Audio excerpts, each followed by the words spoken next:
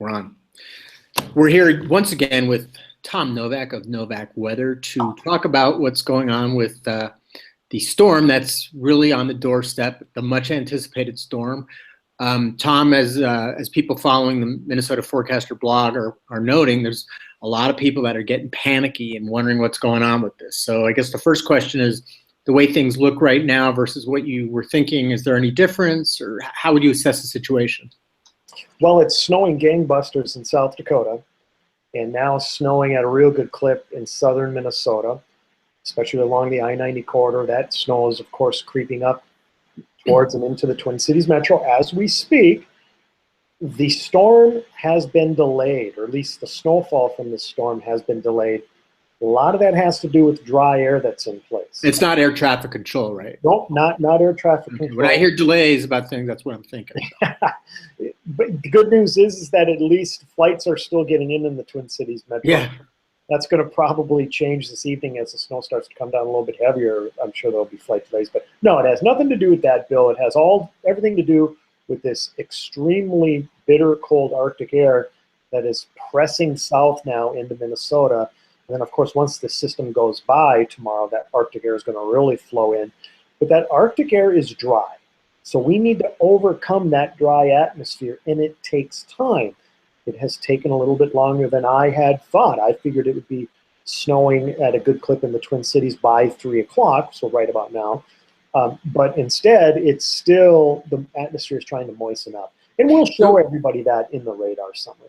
Okay, so Tom, when you say it's been a little slow to moisten up the atmosphere, does that reflect that the system is either staying farther south, or maybe isn't as strong, or?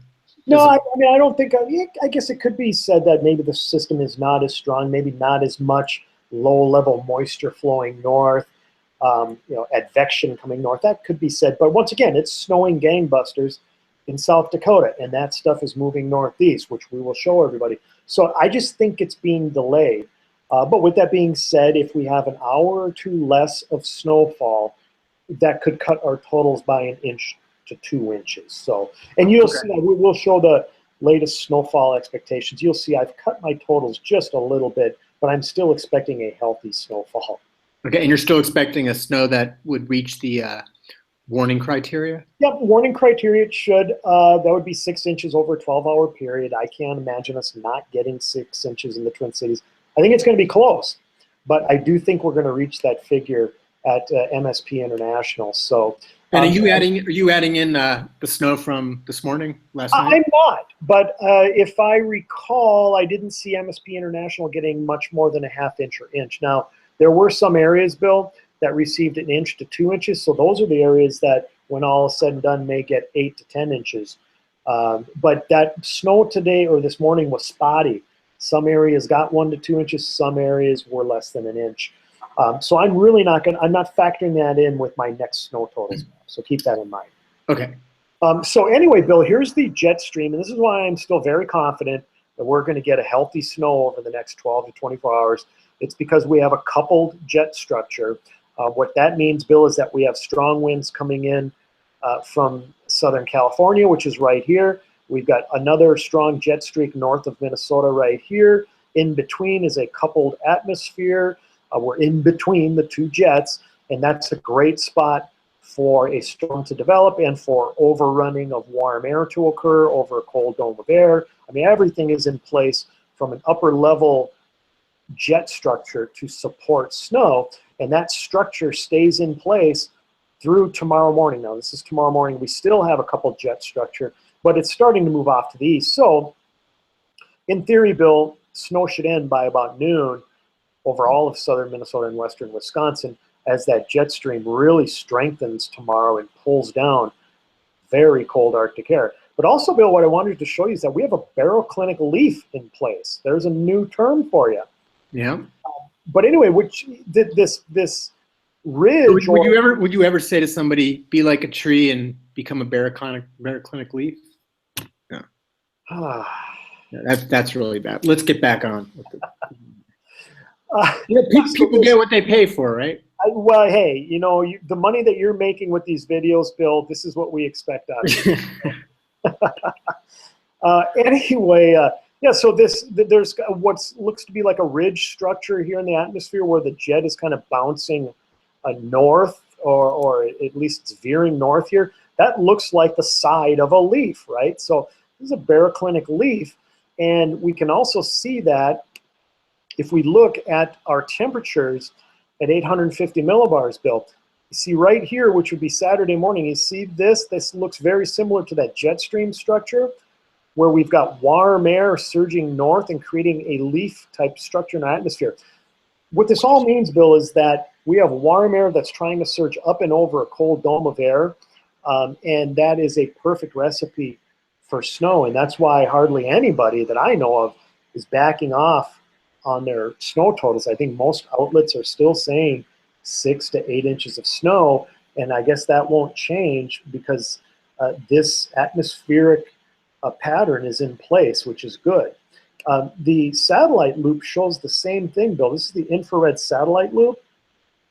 And you can clearly see there's this ridge to the clouds, to the way the clouds are moving. They're moving southwest to northeast, and we look for these enhanced areas of color in the infrared satellite loop. You can see this one that explodes over Iowa. That tells me that the storm system has some juice to it. It's got energy, and these colder cloud tops, indicative with these brighter colors, tells me that this storm is still strengthening. So all of this is positive if you're looking for snow. And then, of course, over South Dakota here, Bill, there's these enhanced colors. It's, like I said, it's been snowing there all day. I'm sure they've got 6 to 10 inches of snow out there already. And if you look real closely here over southeastern South Dakota and southwestern Minnesota, there seems to be some enhancement going on with the clouds there, which is the reason why it's snowing at a good clip down there. Here's the radar summary, Bill. This is over the upper Midwest. Obviously, fairly significant snow now falling over southwestern Minnesota, south central Minnesota. Rochester now getting accumulating snow. Albert Lee on west to the South Dakota border. Sioux Falls has been getting snow all day. And that snow is moving northeast towards the Twin Cities. We'll zoom in real quick and take a look at Sioux Falls radar. And it's snowing over the last 3 to 6 hours in the Sioux Falls area. I know they've picked up several inches down there, and that area is surging northeast towards the Twin Cities metro. And let's just take a look at the current radar from the Twin Cities. And you can see it's a slow process, but the snow is filling in over the metro. Hey, Tom, seeing what's going on, you know, like the middle of it looks a little bare. One of our commenters said, is this like some... No, Don't say urban effect, okay. Bill, the downtowns are not stopping the snow from developing in Minneapolis, okay? I'm just Okay. Was that your question? Yeah. No, I was relaying one of the questions. You know, somebody was saying, "Oh, is this the urban something or other keeping the snow away?" Dispelled right now. We can move on. Hey, Bill, I get that question like at least once or twice a month, that the urban heat island is creating a wall around the Twin Cities metro. And you know what? I just haven't found any evidence that really supports that. And no, I don't think it stops tornadoes from developing in Minneapolis and St. Paul, because if I remember correct, there was a tornado just recently in North Minneapolis. So, Yeah. So anyway, yeah, put that to rest. But yeah, what is happening is that there seems to be this donut where it hasn't filled in right over the metro, but rest assured that should happen here in the next hour or two. Tom, does that also have to do with the angle of the radar sometimes? It does. That's the real reason. It's a very complicated reason, but it's the. I'm not going to get into it, Bill. But yes, okay, you're right. That the radar angle and how it shoots up in the sky creates this donut effect too. Okay. But anyway, yeah, it'll fill in by 4 o'clock. I know some areas of the metro are already receiving some snow, and it'll get heavier as we get into the 4 and 5 o'clock hour. So that's all good news, again, for those people that love snow. Here's the expected radar from the NAM 3K computer model. And we're going to back up in time here. And here is 1 o'clock, Bill. You can see it didn't show any snow over the Twin Cities metro yet. But watch what happens as we get to the 3 and 4 o'clock hour. Snow starts to fill in over the Twin Cities metro. Heavy snow over eastern South Dakota, southwestern Minnesota. And then that area moves northeast. A little bit of a concern, Bill, is that it doesn't really intensify the snow over southern Minnesota. In fact, it seems to lose a bit of intensity. So that might be one fly in the ointment right there, is the heavier totals maybe out in South Dakota, but I'm still sticking to my guns. And then as we go through the night, still snowing up until about midnight, when the snow starts to decrease over southern Minnesota and western Wisconsin. Then we get into a lull. And then here's the wild card, Bill. Another batch of snow. This would be about 4 or 5 a.m. Another batch of snow moves into southern and southeastern Minnesota, western Wisconsin. You know, how much will this batch of snow drop? How much snow will it drop? Is still a bit of a question mark, but easily it could add another 1 to 2 inches on top of what we get this afternoon and this evening. So yeah, lots going on. You there? Yep. So do you want to show us your latest accumulations, or is that pretty much sticking the same? No, we'll get into, we're gonna show you the Novak weather accumulation map. Now, once again, Bill, this doesn't take into consideration what fell this morning, okay? But right. I am expecting, and this has already been confirmed out in South Dakota, 6 to 8 inches at least out there. That area should expand east into the Twin Cities metro, La Crosse, and in general, I'm thinking southern Minnesota, somewhere in that 6 to 9 inch snowfall range. Okay, yeah, a little bit less than what we had last night and a few days back when we were thinking 8 to 10, but not much less.